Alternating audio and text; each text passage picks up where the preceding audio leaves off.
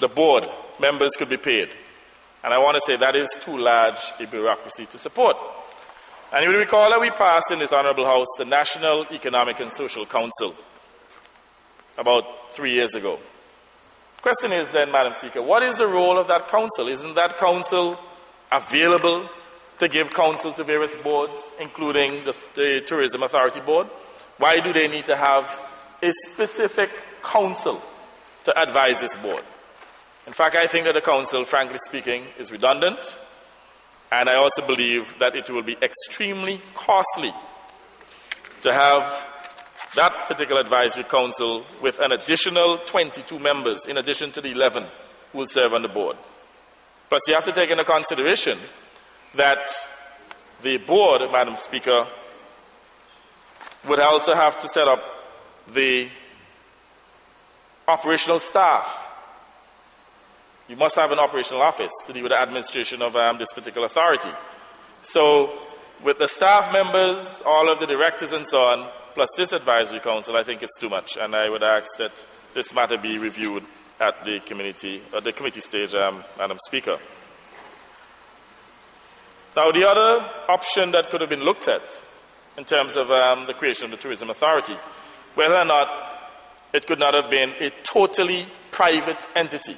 That is, privatize it, give it to the hoteliers, let them use it to perhaps consolidate some of their advertising funds so that they can pursue some joint national advertising, and have the ministry concentrate almost exclusively on regulations and the administrative aspect.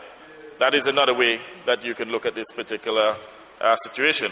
But as it stands now, Madam Speaker, we have to be careful that this tourism authority does not appear to be yet another department of government, because the objective of increasing the efficiency of tourism market and so on will be lost.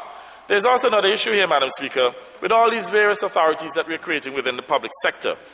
In order to be efficient, there is a question as to whether or not we should not be consolidating some of these authorities, and whether or not, in this particular case, we could not have had a tourism and investment authority, and particularly to deal with marketing of the destination and the attraction of foreign direct investments. Those will be the two major remit. So you would not have to replicate the bureaucracy to achieve this particular goal. And again, I'm just sharing ideas here. I'm not necessarily telling the government what to do. When we get in, we will determine the best thing. So that is another consideration. Again, we're not against this act, but there are a few issues that we just wanted to flag for the benefit of the members on the other side. And I'm hoping that at the committee stage that we'll be able to deal with these issues. And just to reiterate that the man who transformed this country's tourism industry was none other than our political leader, our esteemed political leader, Sir Lester Brian Bird. So you need to get that right.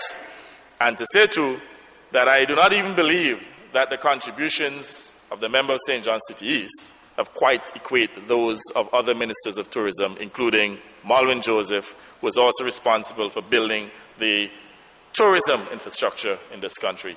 Having said that, Madam Speaker, I look forward to the committee stage in which we'll be able to make a few changes to this bill. Thank you very much. Out, back and neck, and these type of things. No, nothing there. But I'm not hitting that. But what I'm saying to the member, what? They're not zero rated. So you go ahead. I mean, fresh lobster are here and fresh shrimp.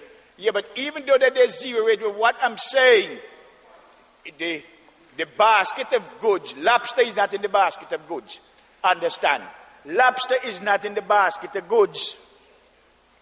Shrimp is not in the basket of goods. It is pig mouth, pig foot, red herring, salt, fish, and all these type of things. Rice, sugar, flour. So therefore, I wish if the minister